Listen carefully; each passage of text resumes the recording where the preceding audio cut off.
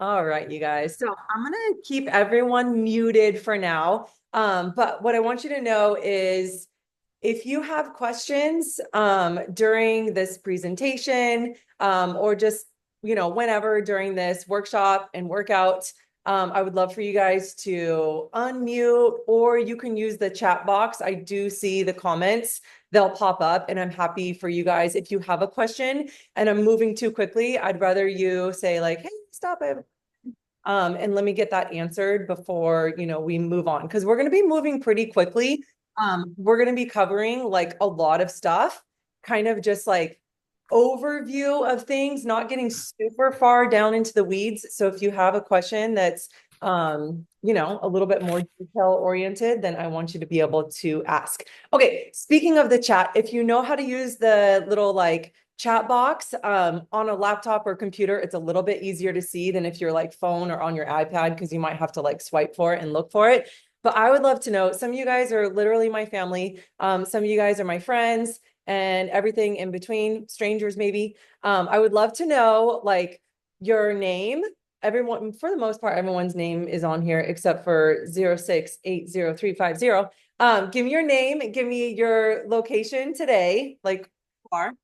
And then give me like your goal for what you want to learn in this workshop and workout.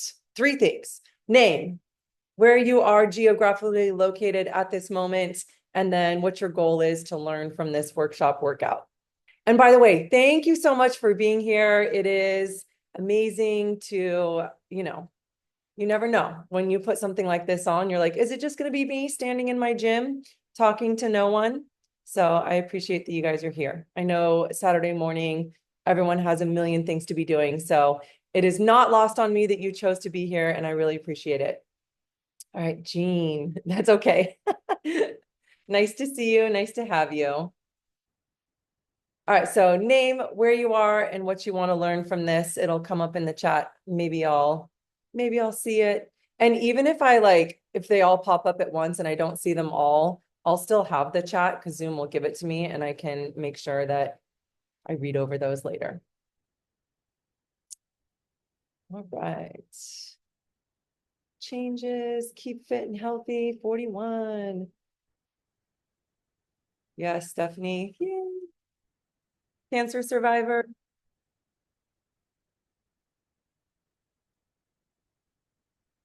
Aha. I'm with you, Katie. Something's always hurting.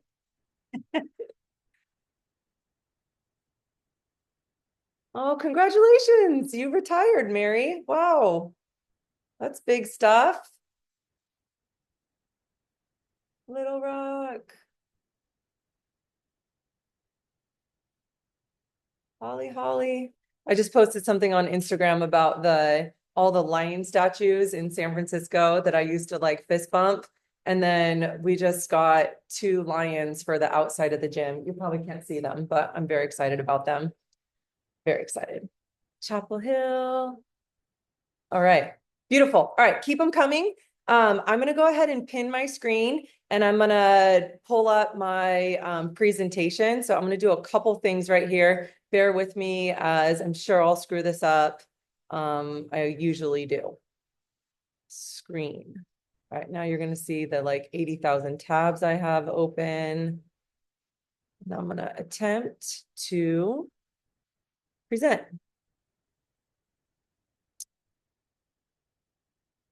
Okay. Mary, I have a good view of you. Thumbs up if you can see the like pink screen that says Strength Secrets for Women 35 plus. Woo! We're in business. All right. Okay. Here we go. Strength Secrets for Women 35 plus. We're going to get started with the workshop portion of this experience, and then we're going to get into a workout portion after this. This is an online workshop and workout, squeezing a lot in here to learn what it really takes to get strong and lean. Sometimes the truth is not what you want to hear, but it is the truth. So I want to give it to you straight. No gimmicks, no quick fixes. It just kind of is what it is. All right, a little bit about me. I'm going to go through this quickly. I'm 43 years old. I have a daughter and a husband, so that makes me a mom and a wife. I was an athlete in high school and college. I still consider myself an athlete. I used to be a journalist. Now I'm a personal trainer, business owner. I love Hallmark movies and going to bed at like 8:30. That's my jam. So yeah, I'm a personal trainer. I work online, I work in person, and I've been doing this since 2015. All right, moving on. That's not where I wanted to go. That's slide number 23. How about slide 3? Okay. This right? Okay, this is right. I don't know how that happened. All right, is this you? So hopefully some of these will resonate with you. You're a woman over 35 years old. And honestly, I just picked 35 years old. If you're 34, that's okay too. Just kind of had to pick a number and go with it. My demographic of people that I typically work with is 30s, 40s, 50s, 60s. I have a client in her 70s. So yeah, but not usually 20s. It's fine, but not usually 20s. You want to get strong and lean. You want a reasonable, sustainable, effective approach. You're busy. You don't have a ton of time to devote to your training. Maybe you're feeling like the things that you used to do aren't necessarily working anymore. You feel stuck. You've tried many, many things. Maybe you are avoidant of mirrors or looking at yourself when you're getting dressed, taking pictures. You just don't feel like you want to kind of take that all in. It's upsetting. Maybe you've been confused about what actually works when it comes to diet and exercise and training programs. Maybe you've been discouraged because of your age, your genetics, etc. Maybe you know exactly what to do, but you haven't been able to execute consistently. If any of this is you, you are in the right place, my friend. But understand this, there are no quick fixes. Body recomposition. So when I say body recomposition, that means maybe gaining muscle, losing fat. That takes a long time, think a year or longer. It is hard work. If it wasn't hard work, then everyone would be walking around looking exactly like how they want to look. Knowing what to do is a very small part of the puzzle. Implementation is not something that we're going to do for like 2 seconds. It's something that we're going to do forever. So that's why finding something sustainable is key. And your mind might be the biggest muscle that you need to train, like working through the fact that this is not a 8-week process. It's a for the rest of your life situation. All right, so here's what we're going to be covering today. Here's what we're not going to be covering today. We're going to talk about what happens to our muscle and our metabolism as we age. We're going to go through some like big rocks of training, big rocks of nutrition, other big rocks, very ambiguous there. Next steps, I am going to be inviting you guys to join me in an 8-week training program called Summer Strong. We'll get to that towards the end, but I just want you to know that's coming. We're going to do a workout together. We're going to give away some show up prizes, 3 of them to be exact. And then I'll take your guys' questions. Things that we're not going to be covering, everything that's not on that list. We're not going to be going in depth about hormones. I'm not a doctor. I'm not a hormone specialist, and any personal trainer that claims to know everything about hormones, honestly, I would run. You guys got to go to your doctors for that stuff. I'm not going to be talking about supplements, really. I'm not going to be giving you meal plans. I'm not going to be going in detail about tracking macros. I have a whole separate course on like nutrition and macros. And really, we're not going to be talking about like application and implementation of this information. It's like, here's the information, do with it what you want. And obviously, like this is a one-time thing. There's not going to be ongoing support beyond this workshop and workout. All right, so let's talk about metabolism, and let's kind of define metabolism as well. It's a chemical reaction in the body that changes food into energy, right? So we're going to kind of lump a few different things together: metabolism, resting metabolic rate, and basal metabolic rate. So your resting metabolic rate and your basal metabolic rate, so RMR or BMR for short, are essentially the amount of calories that your body needs just at rest. So when you're not training, when you're not running errands, chasing after your kids, doing all the things that we do on a daily basis, if you are literally in bed, resting, on a feeding tube, how many calories you would receive through your feeding tube just to maintain basic bodily function, cell repair, hair growth, digestion, all the things that your body does. It does require energy. So your metabolism, RMR, BMR, we're kind of lumping that all together when we're talking about metabolism here. Metabolism adapts over time based on kind of the inputs that we're giving our body. So if we are working out a lot, if we have a very active lifestyle, if we're young, if we're male or female, all of these things go into what our metabolism is doing. Obviously, like your thyroid matters, but like I said, I'm not talking about that. I'm just talking about like lifestyle choices, and other factors. Some of these factors we can control, some of them we cannot control. So here's the things that we can't change, right? Like we cannot change the age that we are. We are all aging. Every day we wake up, we're a little bit older than we were the day before. We cannot change our biological sex, male or female. We are what we are. I guess we can change it, but for the sake of argument, we're a male, we're a female. And then we can't change like the genetics of what our body type is, right? So some people just naturally have like really long limbs. And if they're going to gain weight, it's in their midsection. Some people are more pear-shaped. Some people are tall. Some people are short. Some people naturally have an hourglass figure. These are things that like we're not necessarily going to change. We're just going to work with what we have and make the best of what we have. Things that we can control that do adjust our metabolism, or our metabolism adapts over time to these things, are the amount of muscle that we have on our body. So the more muscle you have on your body, the more your metabolism will increase, because we'll talk about this a little bit more. Muscle is a more expensive tissue. It requires more calories to just stay on your body. Our activity level. Are we sitting in a chair all day, or are we up and moving around all the time? Are we getting our steps in? How are we working out? Are we just doing cardio all the time, or are we kind of slowing down and lifting weights and lifting heavy weights at that and challenging ourselves with our resistance exercise? And then also obviously our food choices. So the types of foods that we're eating, the amount of calories that we're eating, all of those things can, adapt. Our metabolism adapts to those things over time. Your body composition is kind of an equation of your strength training plus getting adequate protein, and even more than that, getting like adequate calories. So if you want to add muscle to your body, you need adequate calories. And then the last thing is covered up. You would think I would have it memorized. Oh, either being in calorie maintenance or a calorie deficit, one of those things. And then also just time. So none of these things are going to happen in a vacuum, and none of these things are going to happen in 2 seconds. But that would be nice, right? All right. Muscle and aging. So this is what happens, as we get older. After age 25, most people see a 2 to 4% decline in their resting metabolic rate. So that RMR, we talked about that. And after age 30, we lose about 5 pounds of muscle each decade. That, in a fancy word, is called sarcopenia. So we have two things happening.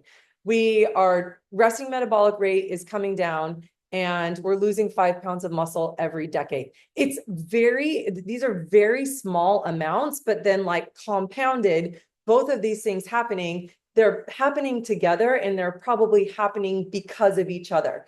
We have less muscle on our body, and our resting metabolic rate is going down because of that. So remember, I talked about muscle, and is an expensive tissue. So keeping more muscle on our frame is going to keep that resting metabolic rate a little bit higher. But if you're not doing something to actively keep muscle on your frame, strength train, keep your activity high, then these are the things that are naturally going to happen. You hear people saying like, I'm not doing anything different. Like, why is this happening? Well, you have to do something different in order to avoid these natural things from happening, right? So resting metabolic rate is going down, muscle loss is also happening, and then it's kind of like a little bit at a time, and then boom, suddenly we notice what happens. So these are some of the reasons people naturally gain weight, and not just gain weight, but gain fat as they age. But this is not something that, we just have to live with. We can reverse this trend. We can do some things to kind of mitigate. All right, let's talk about muscle and our body. Muscle is a lot of things. It's strength. It improves the function of our body, objectively or maybe subjectively. It improves our aesthetic. So when we have more muscle in our body, we're going to look leaner and tighter. 5 pounds of muscle, we hear like muscle weighs more than fat. Muscle is smaller than fat. So if you look at like what muscle looks like and what fat looks like, 5 pounds of muscle is smaller, tighter, denser. 5 pounds of fat is more voluminous, more kind of fluffy. Muscle is not bulky. Muscle is actually smaller and more compact when you compare it with 5 pounds of muscle, 5 pounds of fat. And so I get very irritated when people say like, I don't want to lift weights because I'm going to get bulky.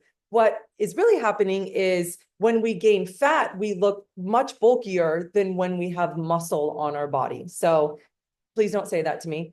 And muscle is a more expensive, more metabolically active tissue. So the more muscle we have on our body, the more calories we're going to burn at rest. It's not a tremendous amount, but all of these things kind of add up over time.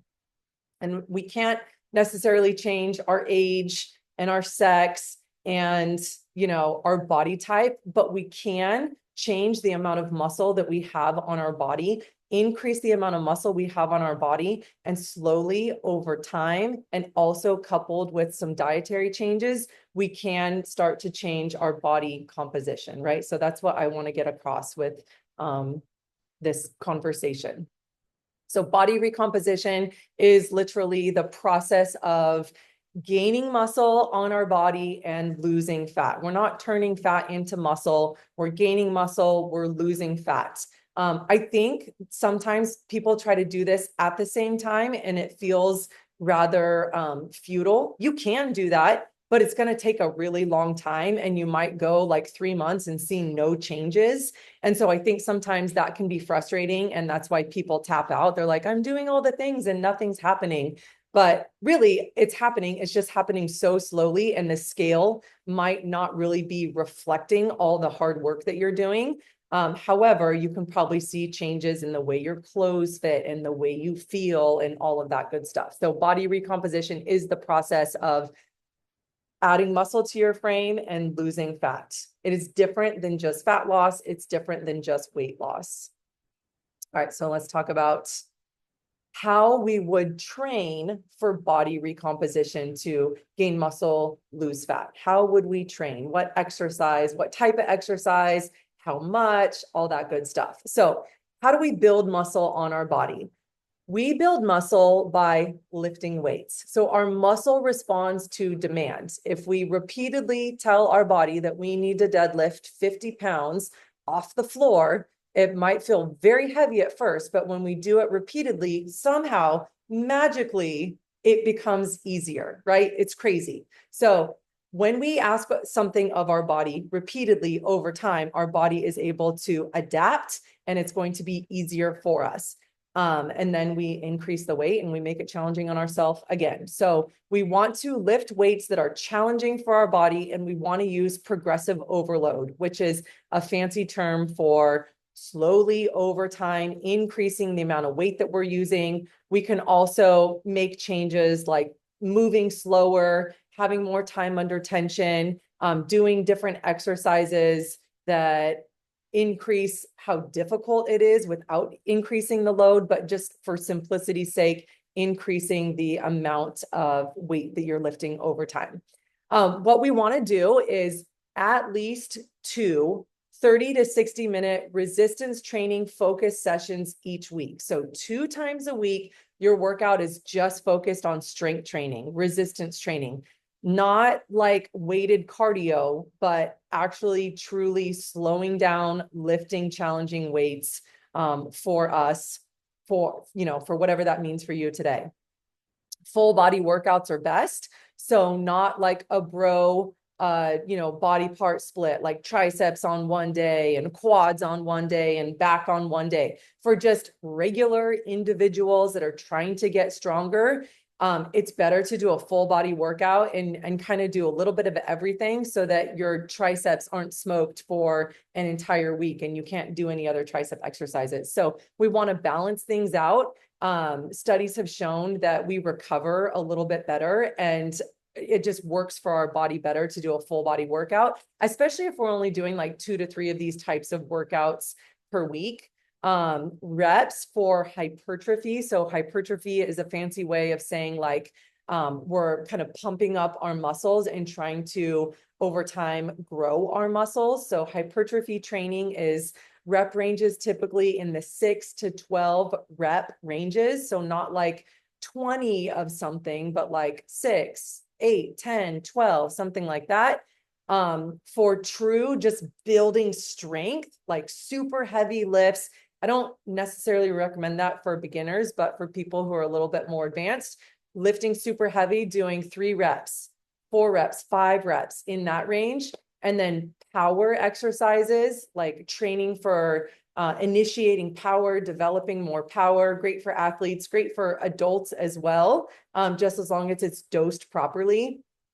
Reps in the 1 to 3 rep range, and then 12 or more is like really, I think it's like more weighted cardio, endurance, conditioning, that type of thing. So when we're thinking about building muscle, we're thinking more of those like hypertrophy rep ranges, 6 to 12 reps, 2 to 3 sets as a good starting point.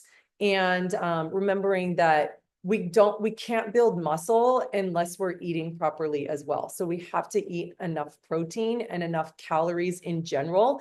If we're like in a calorie deficit and we're also trying to like lift heavy and build muscle, it might be, you kind of might be shooting yourself in the foot.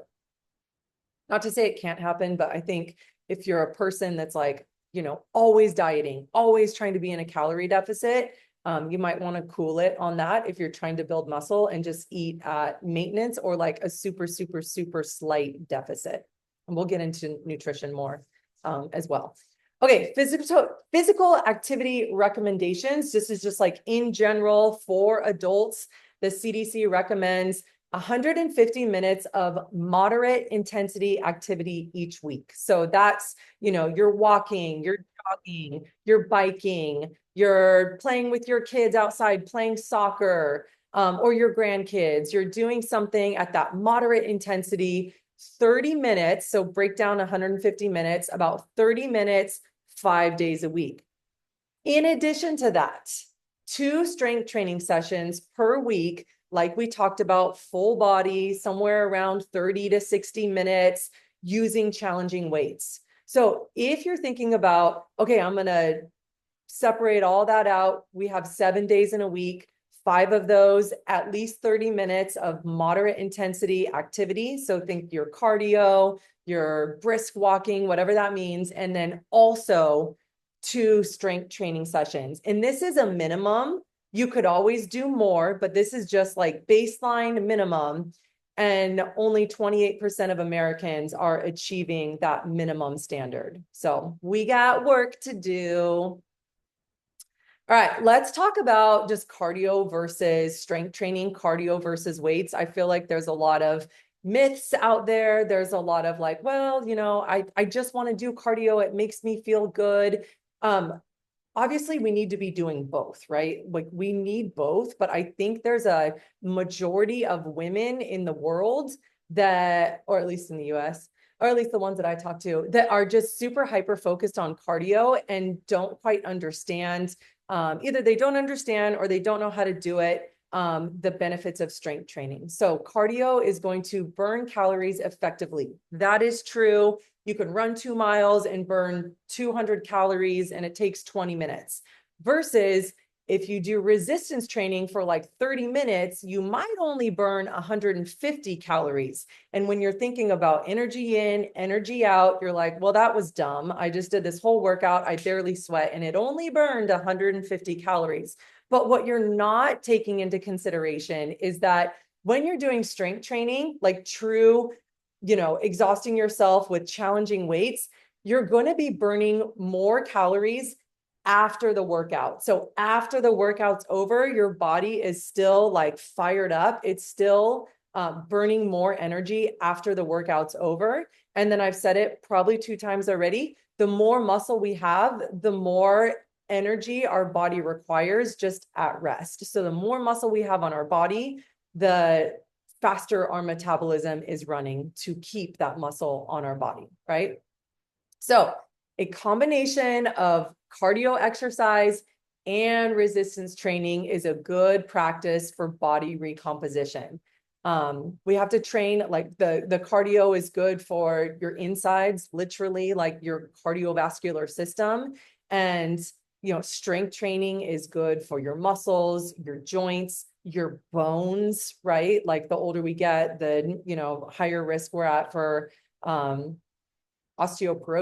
osteopenia. So kettlebells are actually an amazing tool for both, because if you guys have done kettlebell workouts, you know that you're lifting, we're doing like power exercises with them, and we're getting a little bit of cardio as well. And how I structure my classes, you guys will do it today and you'll see it.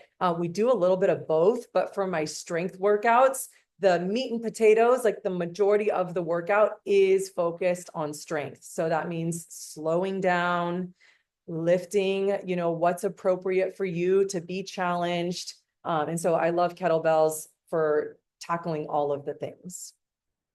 All right. Nope, that's not what I wanted. I don't even know what page I was on either. Let's try page 10. We did that. We did that. We did that. All right, now we're on nutrition. All right, so let's talk about nutrition. Look at all that yummy food. Okay, that was a slow transition. Okay, so I love talking about macronutrients as opposed to just talking about calories, because macronutrients, tracking macronutrients is a really helpful tool, because we can kind of pull out the protein, the carbs, and the fats, calories, and like not all calories are equal, right? So there are three main macronutrients. We have carbohydrates, we have protein, and we have fat. And so carbohydrates, there are 4 calories per gram. Carbohydrates are things like, bread and whole grains, but it's also things like all of our fruits, all of our vegetables. Those are carbohydrates as well. Protein is also going to be 4 calories per gram. And think of protein like your animal meats. So fish and chicken and pork and beef, and also like dairy products have protein in them. And then we'll talk about the ones that are kind of like crossover macronutrients too. But then fat, we have fat, it's 9 calories per gram. So our fats are things like avocado, all the like cooking oils, so olive oil, coconut oil, all the oils that we cook with, nuts, nut butters, the flesh of coconut is a fat. And then the crossover foods are going to be things like beans. It's like carbohydrates and protein. Fats and proteins are things like eggs and cheese, because yes, they have protein, but they're also pretty high in fat content. And then we have like the things that are everything. So those are going to be a lot of like the more packaged foods, really, like, I don't know, think about like a granola bar or like, donuts, things like that are like carbs and fat. So learning about macronutrients, I think, is a really important tool, and tracking your macronutrients, I think, is a very important tool to really kind of identify what foods we're eating, the quantity of the foods that we're eating. And if the first thing that you do is really pull out like how much protein you're eating, I think that's really useful, because we need to be eating adequate protein and adequate calories in general to be building muscle. And if we want body recomposition, then we need an adequate amount of protein and the right amount of calories for your body and your goals. All right, so the power of protein. It's one of the three main macronutrients, right? So 4 calories per gram, just like carbohydrates. Fats are 9 calories per gram. Our protein is found in the animal meat, beans, nuts have some amount of protein, but it's really more of a fat. Seeds, same thing. Dairy, protein and fat, protein supplements. Protein is super important because the more protein we eat, the more satiated we'll be. So it keeps us full, it keeps us satisfied, which is very important if you're in a calorie deficit. Like you don't want to be hungry and it's just very uncomfortable and you get irritable, all the things. Protein helps us repair muscle. So the act of working out, training, resistance training, doing our movement practice, we're breaking down our muscles. And so recovery and eating a proper amount of protein is what helps our muscles repair and then hopefully grow. Protein is constantly being used in the body. It's not something that's stored. So it's kind of like you eat it, you use it, you eat some more, you use it. And there's a higher thermic effect to protein. So when you have a higher protein meal or a higher protein diet, your body is actually using a little bit more energy to digest the food that you've eaten. So if you've ever heard the term, like, I feel like men, like my husband does this a lot. He'll eat a bunch of meat and then he'll be like, he ate this one giant steak one time and he was like sweating. And it's like, oh, I have the meat sweats. I ate too much meat. Well, there is some truth to that because when you're digesting the protein, your body temperature raises, the amount of energy that your body has to use to break down that protein goes up a little bit. It's not a crazy amount, but again, like all of these things are worth mentioning. All right.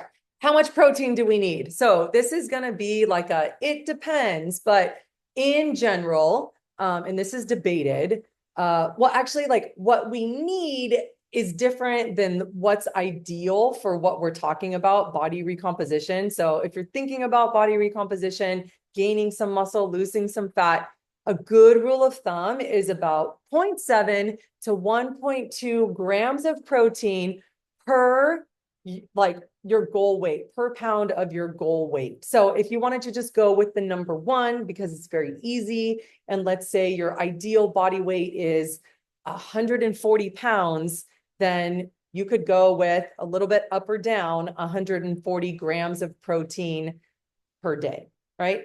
So as a good starting place, because when I work with people on their nutrition, like when they kind of do like an intake of how much they're actually eating of protein, a lot of times it's like 50 grams, 70 grams of protein. So I don't really recommend going from 50 grams of protein to 140. But what I do recommend is trying to get your baseline amount to at least 100 grams per day. And then from there, it's a lot easier to get to 110 or 120 and then work your way up to what's going to be best for you.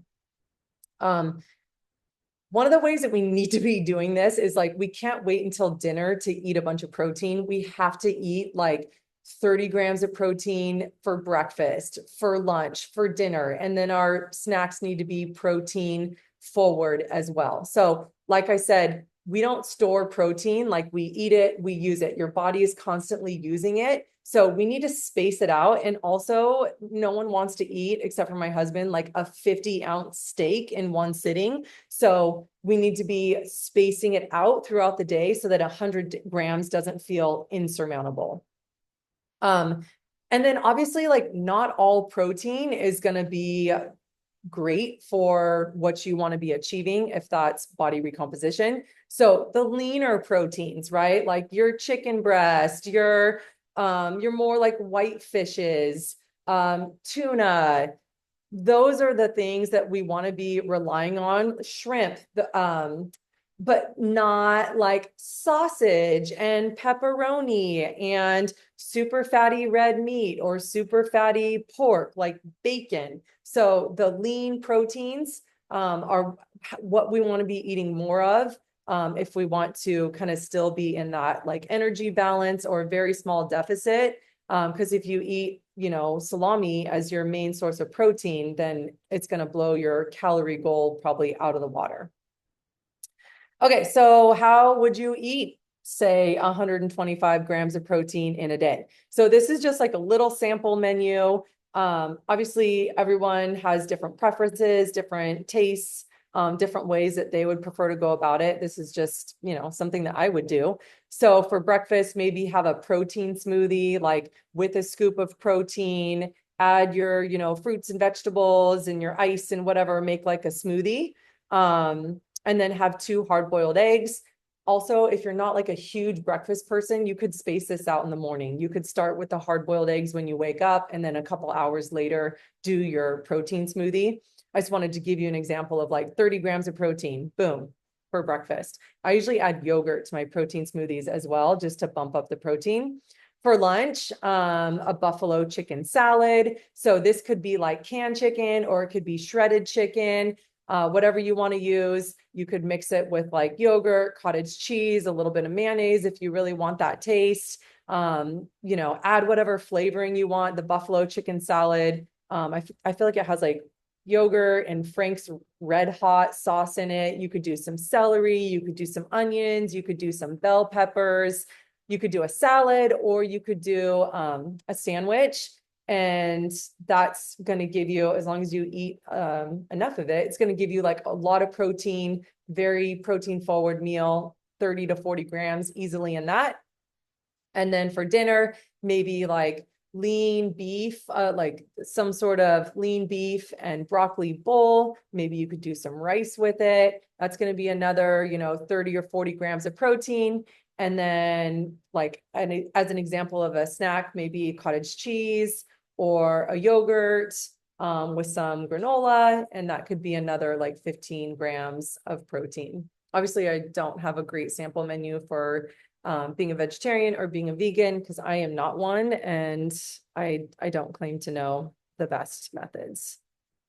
But that's just one of them. All right, big rocks of nutrition. So if you want to gain muscle and lose fat, we need to be eating an adequate amount of calories. So if you're someone who's always trying to like eat 1,200 calories, or, just a very small amount of calories, I recommend, and I think people have really great success with maintenance calories. So unless you have like 100 pounds to lose, right, then you can be in some kind of a deficit, but you need to be like eating enough calories that putting muscle on your frame is actually possible. So try maintenance calories or very small deficit. You need to be eating an adequate amount of protein. Try 100 grams as a starting point. And if you're already getting 100 grams as a starting point, then maybe thinking about more like 1 gram per your ideal body weight. More fiber and produce. So we're going to be getting fiber from things like beans, whole grains, raspberries. So including more of that like whole food, more fiber forward meals. 25 grams of fiber is a great starting place, especially when you start eating more protein. It'll probably like slow down your digestion a little bit. So adding more protein and water is going to help. Speaking of water, at least 60 ounces a day. I try to help people with like, let's not think of all the things that we need to remove from our diet, but like, let's start with the things that we know we need. We know we need to drink water. We know we need fiber. We know we need protein. So like, start checking off those boxes before you start thinking about all the donuts that you're not going to be able to eat, right? Stop intermittent fasting for women. I don't love it. I think it's much better, especially when we're focused on getting more protein, to space it out throughout the day. I don't want people to cut carbs. Like I talked about, carbs include, vegetables, fruit, whole grains. So especially if you're someone who's like training, working out, doing all that activity that is recommended, carbs are going to help you have energy for those things. And stop with the extremes. Stop with like the weird diets where food gets mailed to you. Start playing the long game where you choose the sustainable things that actually are going to work, beyond in 5 seconds, because we can probably just stop eating for 5 days and lose a few pounds, but like what's going to happen when you start eating again? You're just going to gain that water weight back. So how can we make some changes and play the long game? All right, so putting it all together. Strength training 2 times a week, challenge yourself with that weight, move your body for 30 minutes every day, all day, every day, 30 minutes. Clean up your nutrition, eat more protein, eat more fiber, sleep 7 to 8 hours, drink more water. I forgot to put that in there. Act as if, this is kind of the mindset piece, like act as if you are already that healthy, fit person. What would that healthy, fit version of you, how would you act? What would you be doing if you were already that person that you want to be? And find something. I love kettlebells. Find something that you love and keep doing it as long as you possibly can. If you force yourself to do something that you hate, you're not going to keep doing it. So whatever it is, find something that you love and just keep going. Okay, so I told you I was going to be talking to you about Summer Strong. It's my 2 to 3 days per week strength training focused workout program. I'm going to talk to you about that now, and then we're going to do the workout after that. It is 8 weeks long. We're going to be working out together 2 times a week, doing kettlebell workouts, 45 minutes, and you can do your workouts from home as long as you have access to a couple kettlebells. 2 of the sessions we're going to do together on Zoom. If you can't be there in person or at that exact time, then you can work out to the recording, which you'll have access to. And then I'm also going to give one pre-recorded workout to follow along with each week that's going to be a little bit shorter, and an optional thing for you to do. So probably 30 minutes. Not only just the workouts, but it's an accountability program as well, because I'm going to be like checking in with you every day, every week. Like, did you do your workouts? Yes or no? Have you been moving your body? Yes or no? So it's not just like here's the workouts, I'll see you never. Like, we're going to be in it together, and I'm going to be following up with you and kind of on you, right? We use the BEST method. I made this up, BEST, to get super strong. We're building muscle through kettlebell workouts. So, engaging our full body, kettlebell exercises are amazing because we're having to like stabilize as we are moving. We're engaging our entire body. I deliver good coaching and cues so that you really like feel it where you're supposed to be feeling it.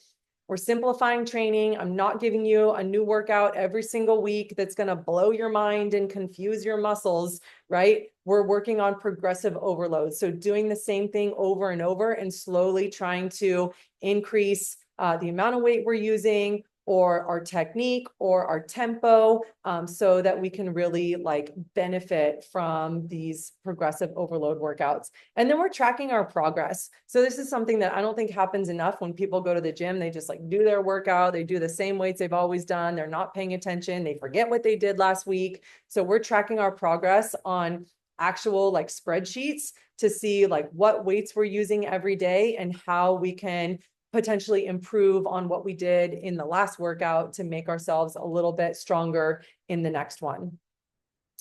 All right, so I want to introduce you to a few of my friends who have been working out with me. Some of you guys might know these people. So this is Monica S. She lives in Fresno, and she's been doing kettlebell workouts for a few months now. And she said the biggest positive change is that I look forward to workouts. Working out with kettlebells is fun, and I'm always learning new movements. That makes being consistent a lot easier. Tracking sheets also make things more motivating. I'm excited to see the amount of weight I'm able to increase over time. Consequently, I'm stronger now at 40 than I've ever been. I love the ability to lift heavier and see more muscle definition. So that's Monica. This is Shauna. She's in, oh dang, where is she? She's like out in the country, in Sacramento. And she said, Reach Fitness has changed my fitness journey and changed my body to be stronger. It has completely changed my confidence. And the best part of it is I'm doing this with a supportive, badass group of like-minded individuals. That's Shauna. And then last but not least, this is Ashley. and she has like a little progress picture. I don't ask these of you guys, just so you know. But her picture on the left, she was postpartum, and then her picture on the right, I want to say it was like 1 year later. In this picture, like I feel like this is like 2 years ago, her like big transformation happened, and now she's just totally shredded. So she said this program, and she's in El Dorado Hills. This program has helped me build a love of working out and incorporating movement in my life daily, no matter where I am. I'm so proud of how strong I've become and how much confidence I've gained. On top of that, I've built some really incredible friendships that I cherish. So that's a good example of body recomposition. All right, so what we need for Summer Strong is 2 to 3 kettlebells. A good example of this is for someone who's like already pretty strong, would be like 2 25-pound kettlebells, and then a 35-pound kettlebell or 40-pound kettlebell, something like that. If you wouldn't put yourself in the category of like already super strong, then maybe like 2 15-pound kettlebells and a 25. So basically, like we want something a little bit smaller that we can use for overhead stuff and like warm up weights, and then something a little bit heavier that we would use for like deadlifts, marches, carries, squats, swings, stuff like that. All right, so Summer Strong is an 8-week summer strength and accountability program, so you can stay consistent doing 45-minute kettlebell workouts from home. The regular price of this workout program, which by the way begins June 9th, is $249. You can split it up into 2 payments. But for the Strength Secrets participants, aka you guys, you get a special price of $199 for the full 8-week program. And you can split it up into 2 payments, and the sale price expires June 3rd. So in like 4 days. All right. Is Stephanie here? Stephanie here? I'm here. Stephanie, do you have well, I guess we have prizes now because it's on the sheet. Do you have the spinny wheel? I do. Um, So we're I gonna do think I have everybody in there. There might have been like 2 people that hopped off though. that's okay. So if we announce their name, oh, in the 0680350, did you catch that was Jean? I put the number. Okay, I'll put her name. Either way, if you say we know who it is. Okay, perfect. Okay, All so right. Stephanie has a magic spinny wheel, Mhm. and she's gonna spin for 3 prizes for people that are still on the call right now. One of them is gonna be, I do have a recipe guide that has, I don't know, like 40 recipes in it, breakfast, lunch, dinner, snacks, smoothies, all the things. And we're gonna give that away to the first winner. Ready?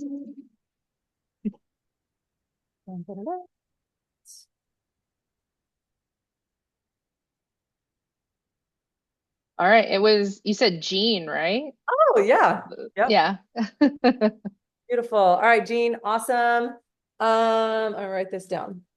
Prize number 1, Jean. All right, second prize, and I will email that to you, Jean. Second prize, I have a digital toolkit called the Stay Fit Travel Toolkit. It has like travel workouts, no equipment, like dumbbells, whatever you have access to. I have workouts that you can do kind of from a hotel gym or like your hotel room. And then also like nutrition guidance for when you're traveling. I thought that would be a good prize heading into summer. So our next winner is going to get the Stay Fit Travel Toolkit. And it's Charlotte. Charlotte. All right. Awesome. Yay. Beautiful. Okay. And then last one is going to be a $10 Starbucks gift card. All right.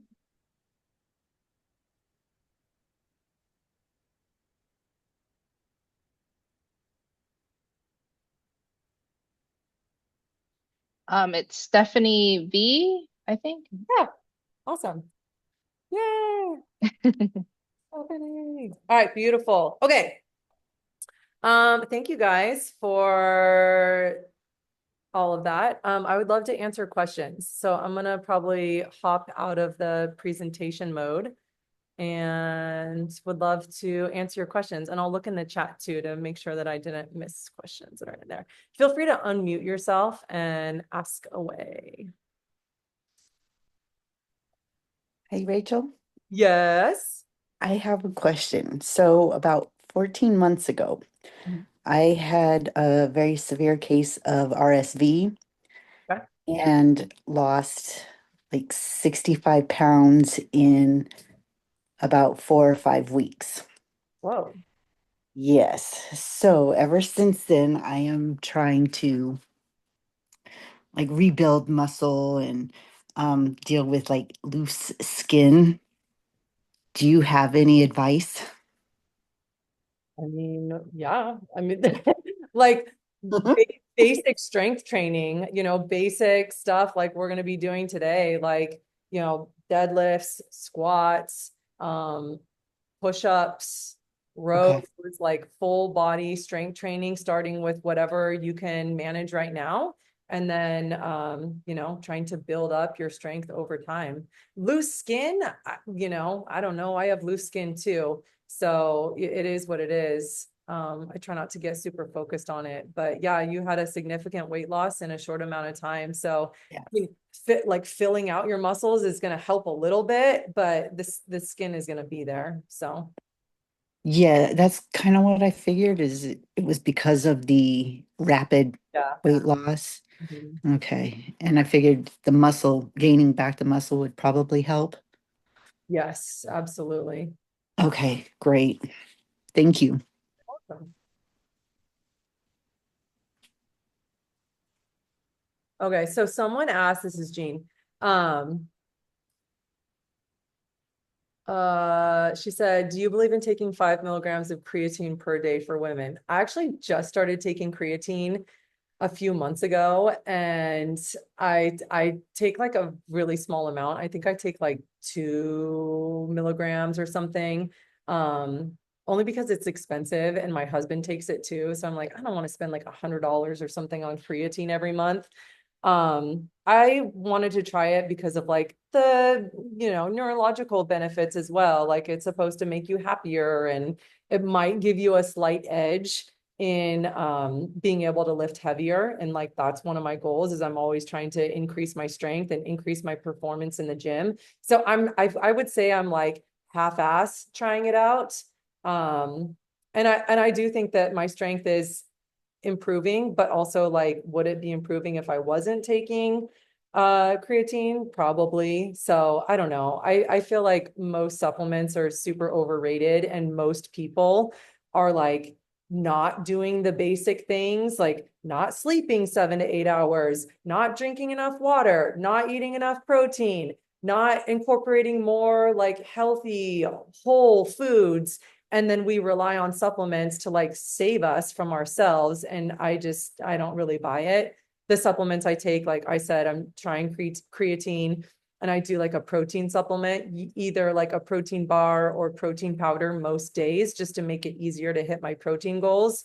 And a multivitamin, and like that's really it. So I'm not a big like supplement person. Maybe I should be, but I'm cheap. I don't want to do it. Holly, I think you have my recipe guide. I can resend it to you. So if the body is burning calories after strength training, that must be important to eat protein. I think it's important to eat protein, and I think it's important to like eat a real meal after you work out. So I think it's the protein supplement companies that are like, you need X amount of protein within 30 minutes of your workout. I mean, we've just expended energy in a workout. So I think it's important, like, especially if it is a meal time, to like eat a good meal that includes protein and carbohydrates and fat. So like a balanced meal. Um, you know, yeah, I think we should eat after we work out. What are the best whole grains? Oatmeal, sure, quinoa. I'm lazy and I just like make rice in the microwave a lot. I don't know that that's a whole grain. Um, yeah, like ancient grains. How do you know if a weight is heavy enough? Like not so, yeah. Um, yeah, that's a really good question, Casey. So I talk about this a lot when I'm like coaching workouts, is like it's called rate of perceived exertion, right? So like a lot of times I'll tell you guys, and I'll try to tell you today when we're doing the workout, like I want your effort level, like your RPE, your rate of perceived exertion is kind of your effort level. And like when we're lifting weights, I want your effort to usually be somewhere in the range of like a 7 or an 8. Level 10 would be like, say, if we're doing squats and you're so tired and the weight is so heavy that you like fail your set. So maybe you were going to try to do 5 squats and you get to 3 and like the weight falls out of your arms, right? Like that would be effort level 10. You failed. And so that was like maybe too much effort. So if you were using a 50-pound kettlebell, maybe go to the 40 and see if you can get all 5 reps. And if you were like, I probably could have done 1 or 2 more reps, that's usually where you want to be, not failing, but not finishing a set and being like, that was so easy. I could have done 20 reps and I would have been fine. Like that's not what we're looking for when we're looking for like hypertrophy and true strength training. Is like maybe you have a couple reps left in the tank, but that's it. Not like 10 more. Any other questions, you guys? Feel free to unmute and just hit me. Hit me. While you guys are formulating your question in your brain, I also want to say, I don't know if I mentioned this before, but just like in general, I think it's too much for people to be like trying to do everything at the same time, like overhauling their diet and, doing a new workout program. Like, I think it's better, especially when we're approaching the summer, but I would say this no matter what time of year it is. I think it's better to really like focus on one thing at a time. Like if you're trying to get more consistent with your workouts, like do that. Right. And then once you have a few months under your belt of like, okay, I think this is more doable now, then layer in like a different nutrition protocol or, but like trying to overhaul nutrition and your workouts at the same time, I think is too much. And we usually give like 110% effort for like 45 seconds. And then we're like, dude, this was so hard. And like, I didn't lose any weight. What am I doing? So I think it's better to just like pick one thing, do that for a few months. And as long as you've gotten some wins with that, and also like if you're going to choose strength training to start with for a few months, I think if you can actually like improve the muscle that you have on your body, it's going to make fat loss a lot easier for all the reasons that I already talked about today. How many days do you work out a week? Yeah. So I do the 45-minute workouts that I do with my Reach Fitness Anywhere group. And then I also teach a couple other classes beyond that each week. I try not to like do the whole thing with them because then it makes me really sore and tired. And then I do one 1-hour training session with my like coach that I'm a part of his program. So I would say that I work out, I don't know, 6 days a week, but all like under an hour. So it's not like I'm not in the gym for 3 hours a day. And they're all usually like dynamic workouts. So we're like doing a little bit of stretching and jumping and strength training and then a little bit of conditioning. And then in terms of like meal planning, I go through waves of where I'm like a little bit more disciplined or not. When I'm not disciplined, I just buy like a whole bunch of rotisserie chicken and like stuff that I can easily just grab. And then, salads, like salad kits and throw that together. Or like when I'm not meal planning and being super like diligent, I just microwave rice, have a couple vegetables that I roasted or, prepared in some type of way, put some chicken with it or some other like lean protein, some sauce with it or something to kind of cottage cheese, like something to make everything gel together. And that's what we're doing. All right. You guys ready to work out? Do a little movement, get up, stretch, move around. Okay, so let's take like 2 minutes. I'm gonna do some stuff to my computer. You guys can like grab your water, grab your space, get a couple kettlebells ready. Thank you for sharing. You have shortcuts too. Yeah. Oh yes, very much, very much, very much. Okay, so I'm gonna bring my computer down a little bit. I'm gonna share my thing that I use. Here. Boom. Boom. Pull up the workout. All right, you guys, this is literally like one of the workouts from Summer Strong. So if you enjoy doing this, then you'll have kind of like a idea of what we're going to be doing. Oh, I want to use my AirPods. Okay. Screen pinned for this warm-up section. And then I will unpin it once we get into like the meat and potatoes of what we're doing, so I can watch you guys a little bit more, see your form, etc. Yeah, and if you guys have to go, seriously, no worries. I get it. We've been on for an hour. We covered a lot of ground. All right. So bring with you a light kettlebell, a heavier kettlebell, whatever you have, whatever you have. I think I'm gonna start with like a, I don't know, I'll probably use like a 22 and a 35, maybe that. So this workout is going to be chunked out into 1, 2, 3, 4 different sections. We're going to start with some movement prep, aka like a warm up. Then we're going to do a few minutes of power training. Then we're going to get into like the longest block, which is going to be a strength training block. And then we're going to do some conditioning for like 3 minutes. So this is how I typically structure my workouts. If it's a strength focused workout, the majority of the time in the workout is going to be focused on that strength work. And so I'll kind of explain that. I usually bring in music, but because I'm going to post this recording on YouTube and there's like copyright stuff, I'm not going to play music in the background. So if you want to bring in some music, go ahead and do that, please, because I'm not going to have it.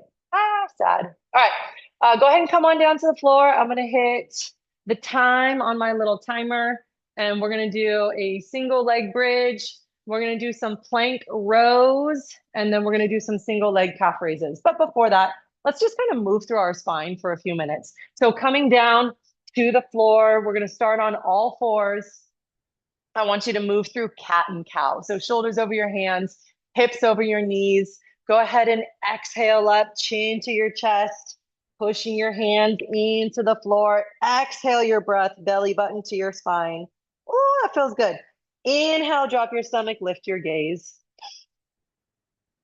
Exhale up. Inhale down. And let's do one more. Exhale up. And inhale down. Okay, before I get carried away stretching, let's come right onto your backside. We're gonna set up for a glute hip bridge. We're actually gonna do single leg glute hip bridges, but on this first set here, I just want us to focus on a bridge with 2 feet. So my feet are about hip distance apart, knees are about hip distance apart, head and shoulders are gonna be resting on the floor, palms of your hands are down on the floor, and just bridge those hips up. So what we're looking for is we're going to bridge up and hold here. And I really want you to squeeze your butt cheeks. Feel the contraction of your glutes. As you hold it here, you're probably going to feel your hamstrings as well. And I just want you to raise your butt off the floor as much as you can. Press your feet into the ground. Go ahead and take an inhale breath. Lower yourself back to the floor. Exhale up, squeeze and hold. We're going to do that again. Inhale down. Exhale up. Hold it for a beat. Inhale down. Exhale up. Hold it there. Let's do 5 more. Inhale down. Exhale up. Again. 3 more. Inhale down. Exhale up. Good. Feel that glute squeeze. Last one. All the way up. Hold it. 3, 2, 1, and go ahead and rest. All right, we're going to roll up and then roll over onto all fours. We're going to do a plank. And I want your hands to be about shoulder distance apart. I want your feet to be nice and wide because we're going to go into a single arm plank. If that feels like certain death, then just go ahead and stay in your plank position. We're going to bring our right hand all the way up to our right hip, and we're going to try to not rotate our hips up at all. So hips stay pointed down towards the floor. Now go ahead and switch. Left arm comes up. Switch. Right hand comes to your right hip. So it's like we're doing a renegade row, but we don't even need a weight to feel this activation happening in our quads, the balls of our feet pressing into the floor. We're going to do 4 more. Abs engaged. Anti-rotation happening. 3. We got 2. And a 1. Good. From there, go ahead and stand all the way up. Find a wall. Fingertips are going to go on the wall, and we're going to do 10 single leg calf raises. So I want you to look up, and I want you to raise all the way up onto the ball of your foot, and then come all the way back down. Try not to go super fast through this. We want to feel our calf. We want to feel the bottom of our foot, our ankle, all the way through the range of motion. Once you get 10, go ahead and switch legs. Up and down, eyes up. We're gonna do a little bit of jumping today, so I wanted us to warm up our calves, our ankles, and our feet a little bit. And as you guys may or may not know, shoes are optional when you're working with kettlebells, especially in the comfort of your own home. All right, we're gonna go one more time through. This time we're gonna do a single leg bridge. So coming down onto your back, put your feet together and bridge your hips up. Feet are together on the floor. Bridge up. Now, keep your right foot on the floor. Left knee is going to come towards your shoulder. Keep it there. Now you're going to go up and down for 10 on just your right leg. So your right foot is pushing into the floor. Bridge your hips up as much as you can. Drive into the floor with that right foot. Squeeze your butt. Feel where it attaches to your hamstring every rep. Exhale up. Inhale down. Do 1 more. Hold it at the top for 5, 4, 3, 2, 1. Switch legs. Left foot comes down. Right foot comes up. Down and up for 10. Tap the floor every time.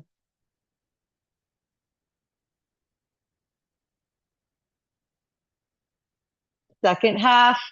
We're going to hold that last rep for 5 seconds at the top. All right, last one coming up here. Hold it. 5, 4, 3, 2, 1, and come on down. Woo. Roll yourself up. Getting into our plank. Hands are close, feet are wide, so like even wider than hip distance apart. Engage your butt cheeks, your quads, your abs, and then go ahead and start that renegade row. Right hand to your right hip and switch. Nice and slow. Sometimes slower is better, especially for strength training, having control through the movement. 4 more. 4. Switch. 3. Switch. 2. And a 1. All right, come on up. And we're gonna do our last 10 calf raises on each leg, finding a wall or something for balance. Eyes up and down 10 times.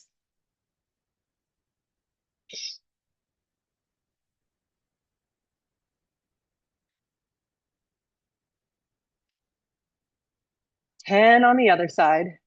I forgot to mention when the workouts are going to be for Summer Strong, so sorry about that. But we're going to be working out live together as a group on Mondays at 7:15 in the morning Pacific, and then on Wednesdays at 6:15 in the morning Pacific. And And then you'll get the recordings usually within a couple hours of the conclusion of the workout. Mondays are going to be pushing exercises. Wednesdays are going to be pulling exercises. This is a version of a pulling workout.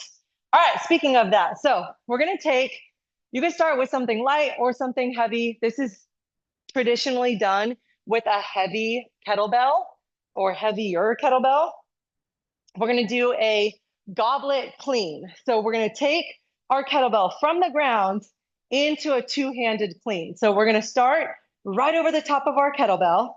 We're going to grab the handle. We're going to come into a vertical pulling position. So our butt's down, our chest is up, our eyes are up, and we're going to jump and catch that kettlebell at our face.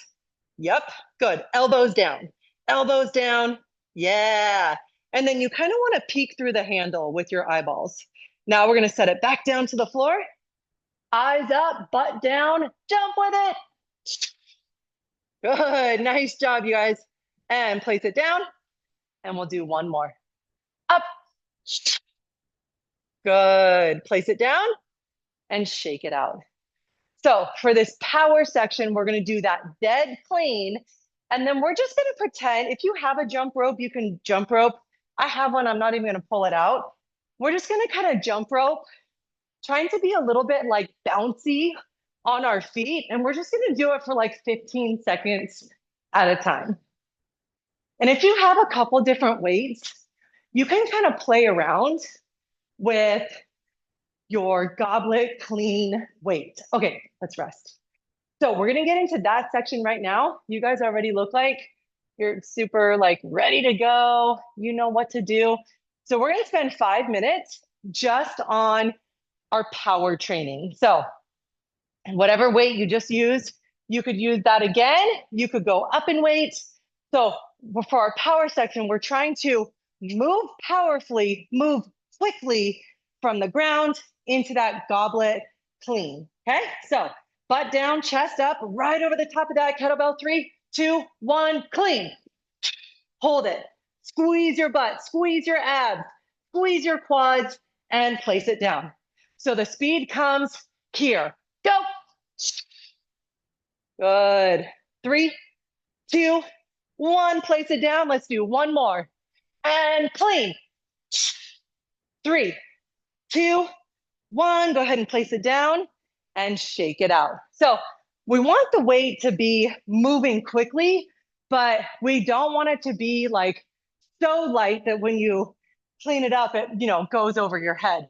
We also don't want it to be so heavy that you can't clean it quickly off the floor. Okay, light jump rope. Here we go. 3, 2, 1. If you want to go side to side, you can go side to side. Just trying to be bouncy on those feet. This bounce is going to help us with our goblet clean, dead clean. And rest. Okay, let's do it again. If you guys have other weights you want to try, test it out. See what you got.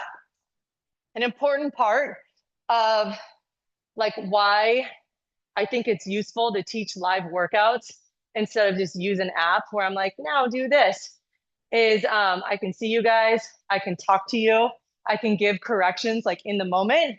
And then I can also talk through like rest periods. So when we're working on power, we actually need to rest in between our sets. Otherwise, we're going to get more tired and we're not going to actually be able to generate power. All right. So with that being said, come over the top of your kettlebell, butt down, chest up, eyes up, and clean. Hold it. Squeeze. 3, 2, 1. Place it down. And go.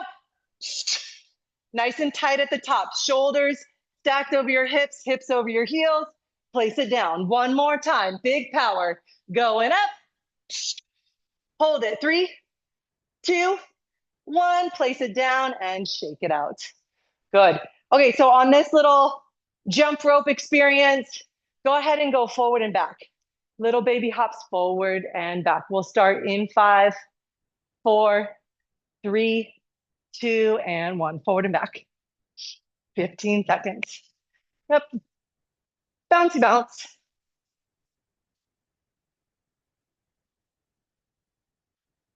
5, 4, 3, 2, 1, and rest. Okay, let's do one more set. So let's take about 30 seconds. I need water. 30 seconds, one more set.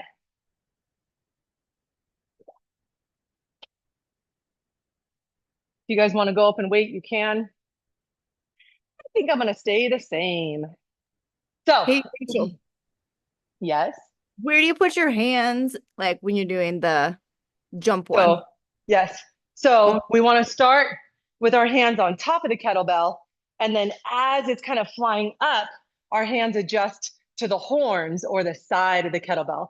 So from here to here. So if you can trust yourself to kind of have a softer grip, like not a white knuckle grip, then your hands can adjust to the sides as it comes up. And then the placement is you kind of want like a little kettlebell handle window at the top. Yeah. Yep.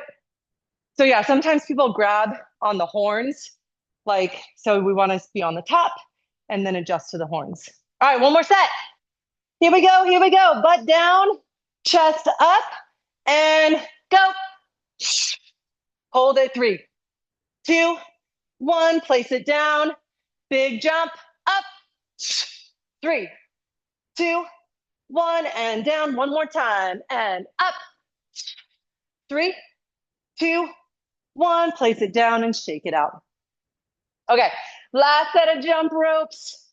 If you guys want to get fancy, try, let's go like 10 seconds on 2 feet, and then like 5 seconds on 1 foot, and then 5 seconds on the other. If it feels like your leg is gonna break or your foot's gonna break, just stay on 2 feet. So here we go, 10 seconds, right here. And then we're gonna try 1 foot and then the other. All right. Let's try on 1 foot. 1 foot. See how it feels. Oh boy. 3, 2, 1. Other foot. 4, 3, 2, 1, and rest. All right. Beautiful, beautiful. Okay, so that was our warm up, and then that was our power section. So now we're actually going to get into strength training. We're going to do one longer kind of block with 3 exercises. So let me quickly show you the exercises, and then we'll do them all together. So we're going to do what does that say? We're going to do a single arm deadlift. So this is something that you can usually use like a decently heavy weight because we're using both legs, our glutes, all the things. So we're going to do a single arm deadlift here. We're going to do 8 reps. Then we're going to switch sides. Then we're going to do a split stance row. So this is an upper body exercise. We're stabilizing with our lower body. So pick your poison. Typically, we can row a decent amount of weight, but if you want to kind of start light and then work your way up, you can do that. And then we're going to do, this is a bit of an advanced one. Wanted to test your guys' balance today. We're going to do a single arm and a single leg row. So we're going to get into a single leg position and we're going to row from there. You can always use a wall for balance with like your fingertips. All right. Let's get into it. I'm going to restart our time. We're going to use 12 minutes as kind of our working time. And we're going to see if we can get through like 3 sets. So let's do the first set together. And then I'm going to kind of watch you guys a little bit more closely as I unpin my screen. So when you set up for these single arm deadlifts, you want 2 feet about hip distance apart, the kettlebell closer to your right foot. Now you're going to come down to the kettlebell. So pushing your butt back, shoulders are packed, and go ahead and stand it up. At the top of your deadlift, your arm is relaxed. Good. You want to be like nice and tall, but not overextended through your hips. So just right up and down. Inhale, tap the floor. Exhale, push your feet into the floor and really try to activate your glutes as you stand. Push your feet into the floor, stand all the way up. Keep that right arm nice and relaxed. We're going to do 8 reps. So some of you guys should have like 53 pounds in your hands. If this is the first time you've ever done a single arm deadlift, then maybe 20, right? So it's going to depend on your experience. your level, how long it's been since you've worked out, all those factors. Okay, that's 8. Let's park it. Let's shake it out. So now we're going from like our right arm to our left arm. Honestly, the arm is pretty insignificant. It's more about your backside, your glutes, your hamstrings, your low back that's lifting this weight. So same stance. Now the kettlebell's just shifted over towards our left foot. We're going to come on down to that weight, make sure our shoulder is packed. Do something with this hand. I like to keep it like kind of in front of my face and then stand it up. Exhale on the way up. Inhale on the way down. Keep that nice neutral neck position. So when the kettlebell's on the ground, you're looking at the floor in front of you. When you're all the way in a standing position, your neck is still neutral. So you're kind of looking at the wall or something in front of you that's like eye height. Inhale down to the floor. Exhale up. Let's do like 3 more. Inhale down, exhale up. Activate those glutes at the top, standing up nice and tall. Let's do 1 more. Down, up, and park it. Okay, so we're gonna do a split stance row. So we're gonna be kind of activated through our legs, but then the actual muscles that we're working through the range of motion is gonna be like our biceps and our back. So take your kettlebell, whichever one you wanna start with, and let's kind of just suitcase deadlift it up. So my kettlebell is outside of my right foot. I'm gonna come down to the kettlebell, try to keep my shoulders and hips square, and just lift it up. Now, with that right leg, you're gonna step it back. Right leg steps back. Now lean over your front leg and brace. Abs engaged. Back stays nice and flat, so no rounding, nice and flat, kind of stick out your chest. Now pull that kettlebell to your hip, not to the outside of your chest, but pull it back. Your elbow's going back. We're going 8 reps. This is 4. Exhaling on the way up. Inhaling on the way down. Very sort of basic compound exercises. When you're done, go ahead and set that kettlebell down, step up, shake it out. Your front leg was maybe shaking a little bit, lots of stabilization happening. So now we're gonna go suitcase deadlift on the left side. So kettlebells just outside of my left foot. Come on down to the bell, pick it up. Stay nice and tight through your core as you pick up that weight. Now your left foot's going back. You're bracing on your front leg. Right arm, right leg. Abs are engaged. Neck is neutral. Pull that kettlebell to your hip. And then inhale, let that arm extend. You're not reaching for the floor. You want your shoulders to stay nice and squared off. So not kind of rotating through this, but staying square through those shoulders. Exhale up. Inhale as you lower back down with control, right? Like not using momentum or speed, but control. That was 8. Set it down, shake it out. Okay, third exercise, go light with this one because we're also going to be incorporating balance. I'm going to come over to the wall just in case anyone else needs a little bit more support. Right foot next to the kettlebell. Left foot is going to be behind the kettlebell, heel up, and you're going to reach down and pick up that kettlebell with your left hand. Left hand has it, it's right in front of your left hip. Now, we're going to pull our back leg off the floor, and we're going to get into like a little hinge position. So I'm balanced right over the top of my right foot, and now we're going to go for 8 rows, pulling that kettlebell to your hip. It's lighter now, but we're feeling this single leg stability happen. Your front leg glute is probably on fire. Maybe your quad. Get your 8. And then we can stand up. Woo! Place that kettlebell down and then shake out that leg. Now we're going to switch sides. So I'm going to do it without the wall just to give you like a different view. So left foot next to your kettlebell, to the left of the kettlebell. Right foot in a kickstand position. Pick up that kettlebell with your right hand. So standing on your left leg. Maybe you're using a chair or the wall or something. For balance, pick up your right leg, hinge, bend through that left knee, and now row to your hip. Slight rotation of the kettlebell is fine, from like an overhand grip to a neutral grip. 8 reps. Exhale up, pulling to that hip. Inhale down. So doing double, triple duty with this one. Some single leg strength, stability, balance, some upper body rowing. I didn't count, so I'm gonna do one more. Stand up, place your foot down, and then set the kettlebell down. Okay, let's do one more set of all of the above. I'm gonna stay focused on you so I can give you guys some good feedback. Let's start with that single arm deadlift. So whatever kettlebell you're comfortable with, go ahead and stick it right inside the right foot, over the top of that kettlebell so that the ball of the kettlebell is kind of like at the arch of your foot. You're gonna have your shoulders squared off, your shoulder is packed, and go ahead and stand up with that bell. Stand up with that bell, exhaling on the way up, inhaling on the way down. So a little bit more butt back, Stephanie, and less like knee bend. So this is a deadlift, so more hip hinge and less squat. Good, Hope. And then don't lift the kettlebell, Stephanie, just let your arm kind of hang down right in front of your right hip. Like kind of like right in front of your right leg is gonna be where the kettlebell is gonna hang out. Yeah, right there. Inhale down, exhale up. Once you get 8, go ahead and feel free to go over to the other side.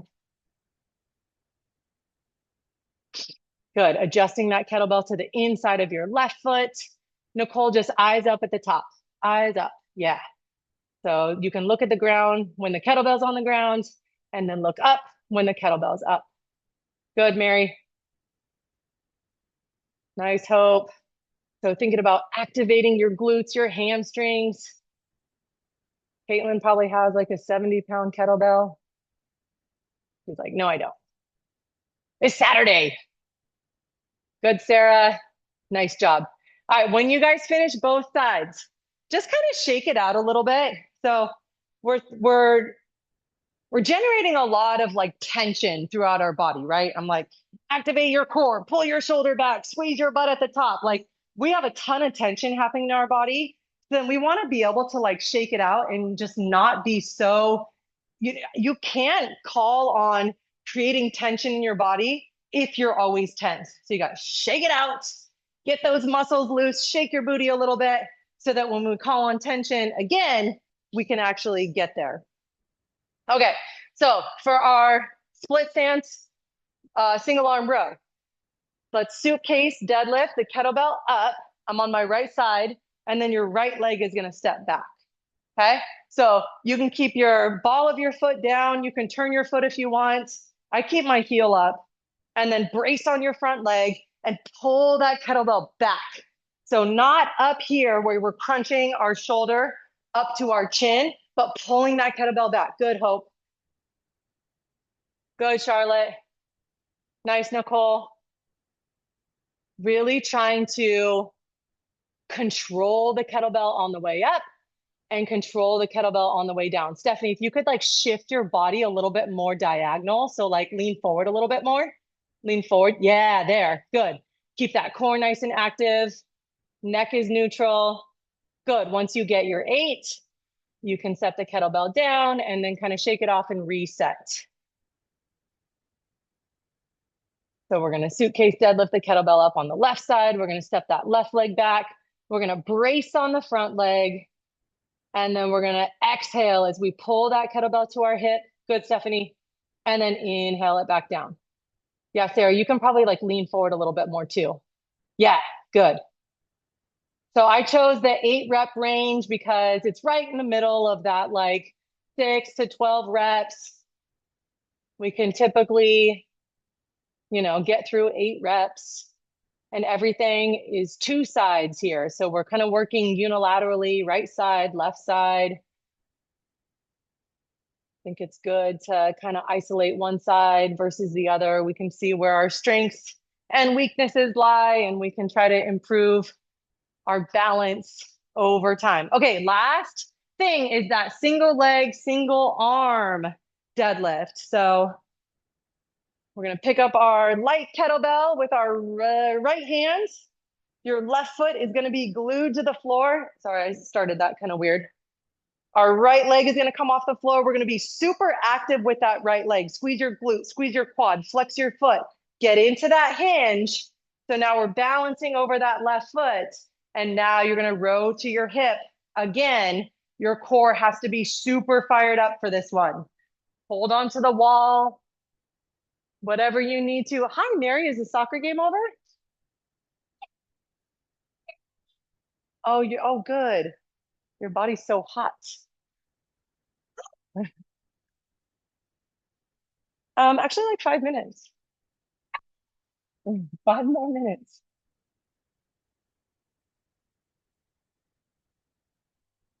Well, what else is new? Mary wants ice cream.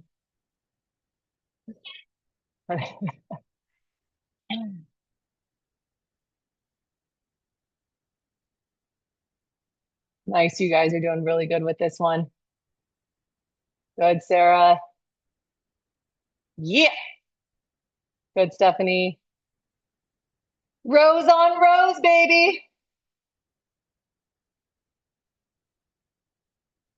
Nicole has an added element of her dog sniffing her feet and standing leg while handling a kettlebell.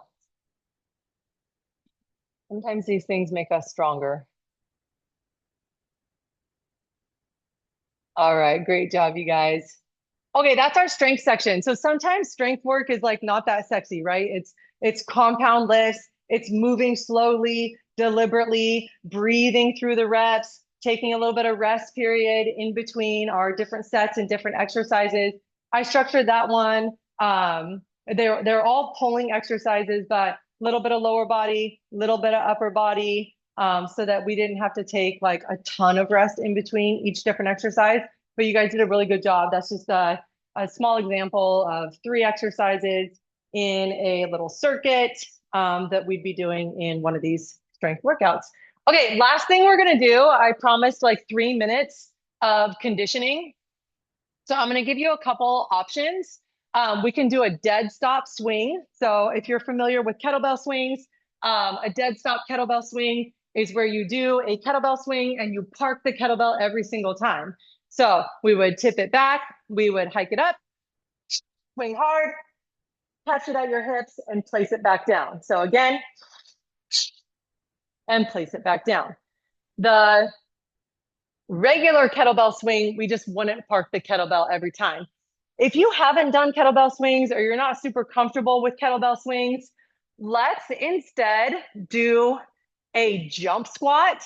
So you're not even going to use the kettlebell. You're just going to do a jump squat, reset, jump squat, reset. So not all of them in a row, but start over each time.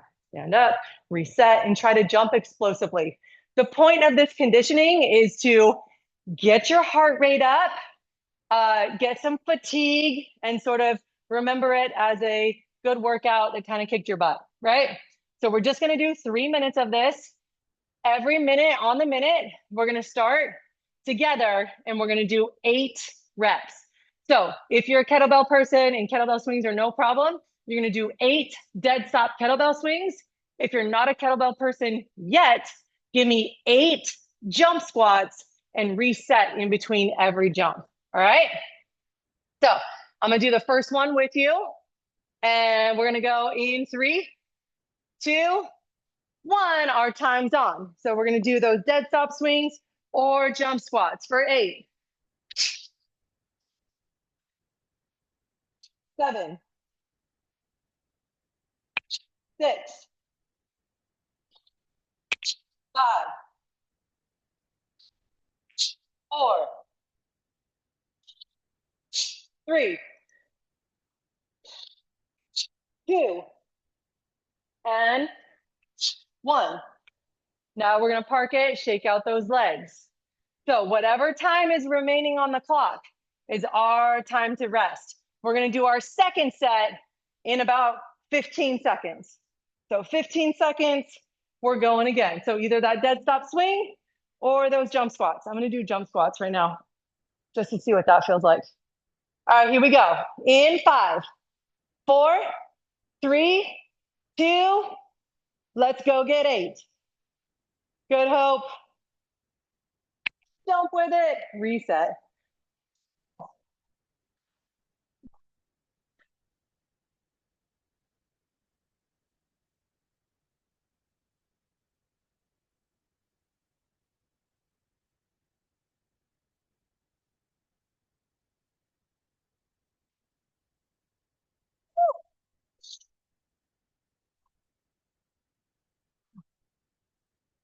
Oh.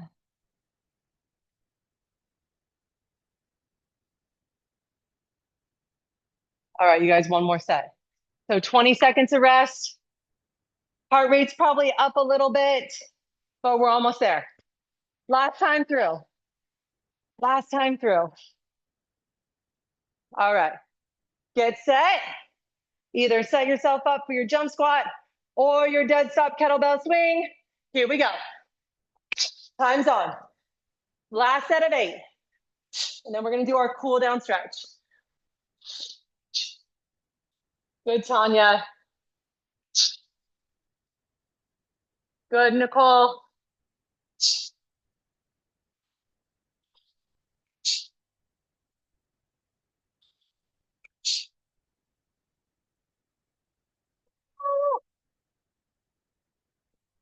Nice, Hope.